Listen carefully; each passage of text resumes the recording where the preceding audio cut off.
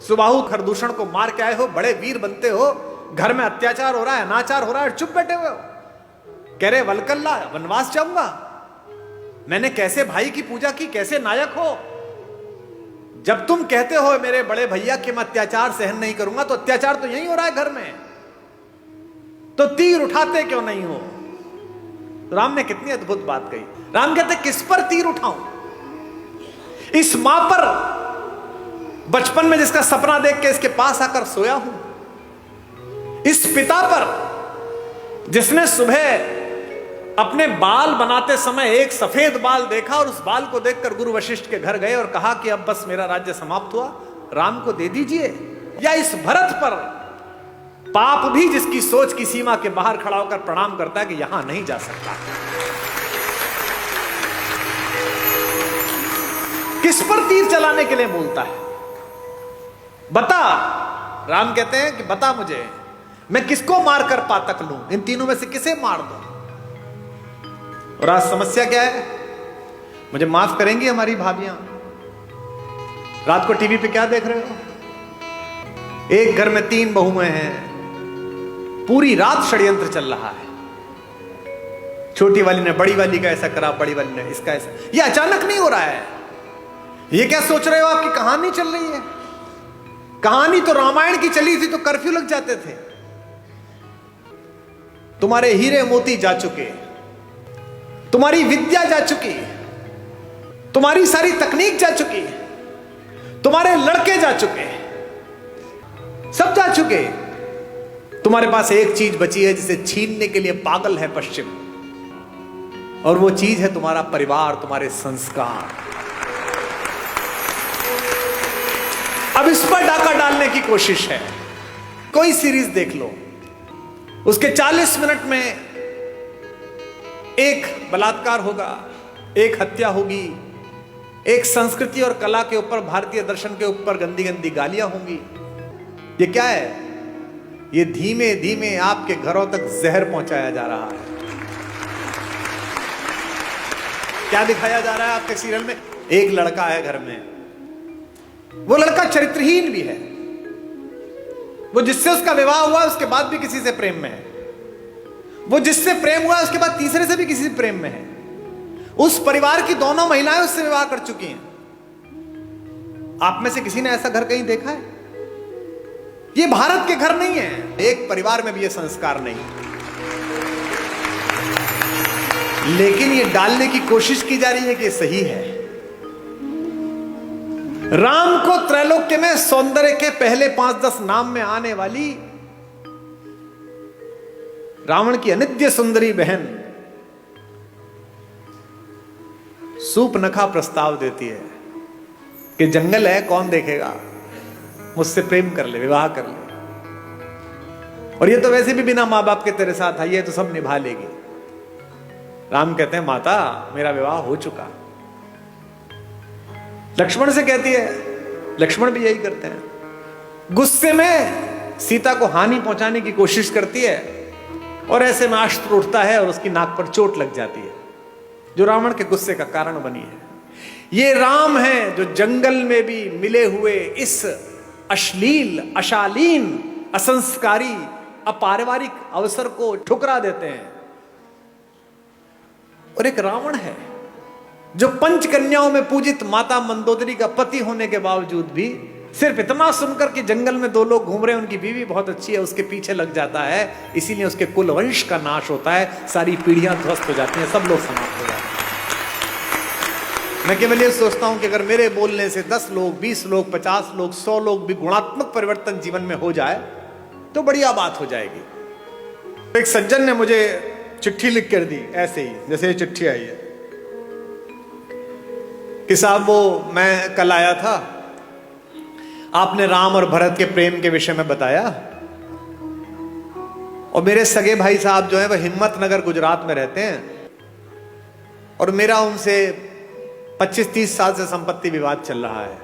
ना मैं उनके बच्चों की शादी में गया, ना वो मेरे शादी में आए, पर कल रात सुन के मैं बहुत रोया। अब कल जब आपका कार्यक्रम समाप्त हो जाएगा तो मैंने दोनों बेटों को, बहुओं को लेकर मैं जा रहा हूं हिम्मतनगर, और संपत्ति के और अदालत के सारे कागज लेकर उनके चरणों में रख दूंगा और कह दूंगा भैया जो आप जाने करिए, बस मुझे माफ कर दीजिए, मुझे चरणों में स्थान दीजिए। मुझे लगता है कि यही आपका पारिश्रमिक है, यही आपका प्रतिफल है।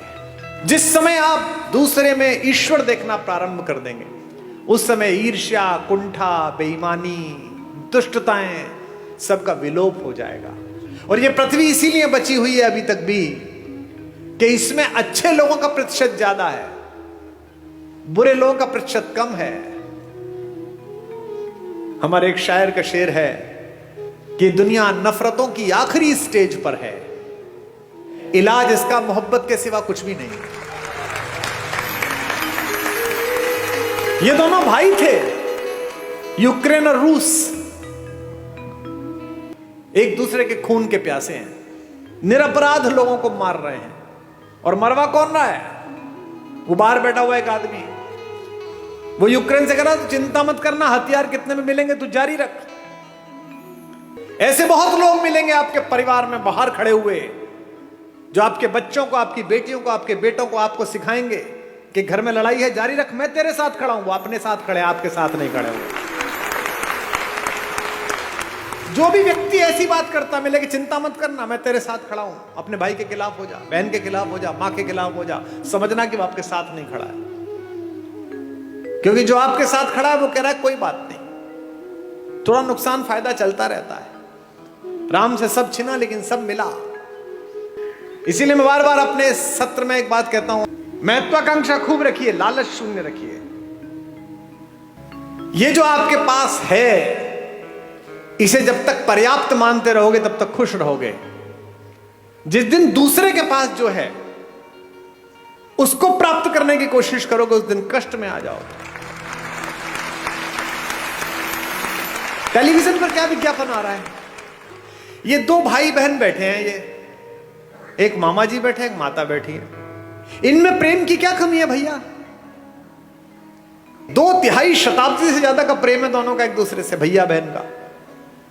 हमको क्या सिखाया जा रहा है? रक्षाबंधन से 5 दिन पहले एक डायमंड की कंपनी आती है, वो कहती है इस रक्षाबंधन बहन को ये हीरा दे दो। हमको क्या सिखाया जा रहा है करवा चौथ पर? ये डायमंड दे दो। यहां तक कि घर में हम कौन सा कुकर खरीदें, इस पर भी प्रेम। जो बीवी से करे प्यार, वो इस फला कुकर से कैसे करें इनकार?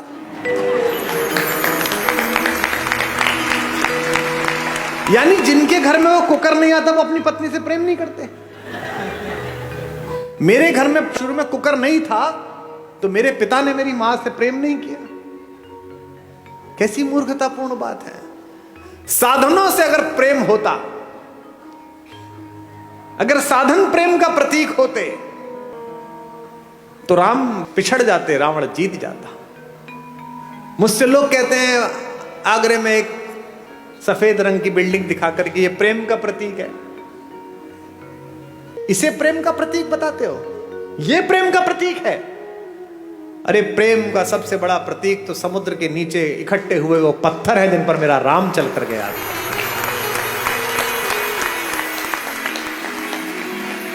राम ने कहा है ऐसी की तैसी इस पर्वत की, ऐसी की तैसी इस समुद्र की। अगर मेरी प्रेमिका, मेरी पत्नी के बीच में कोई आया है तो 7 समंदर पार छुपाओ, उसके घर में जाके मारूंगा। ये प्रेम है, इसे प्यार कहते हैं। प्रेम साधन पर कैसे निर्भर हो गया? महिलाएं एक दूसरे से पूछती हैं इस बार करवा चौथ पे क्या दिलाया, इस बार एनिवर्सरी पे क्या दिलाया। नहीं, उपहार देने चाहिए, लेने चाहिए, अच्छी बात है, पर इससे प्रेम कैसे जस्टिफाई हो रहा है? कोई ज्योतिषी बता सकता है कि इस वाली शादी में इतने कैरेट का हीरा दे दो, इसके बाद तलाक नहीं होगा? बता सकता है? नहीं बता सकता। लेकिन अगर माओ ने बेटियों में संस्कार डाले हों कि जिस घर जा रही हो उस घर में जो मां है वो भी मां ही है, अगर पिताओं ने पुत्रों में संस्कार डाले हों कि जिसकी बेटी इस घर में आ रही है उसका उतना ही अधिकार है जितना तेरा इस घर पर अधिकार है, तो हीरे की जरूरत ही नहीं है, घर ही अयोध्या बन जाएगा।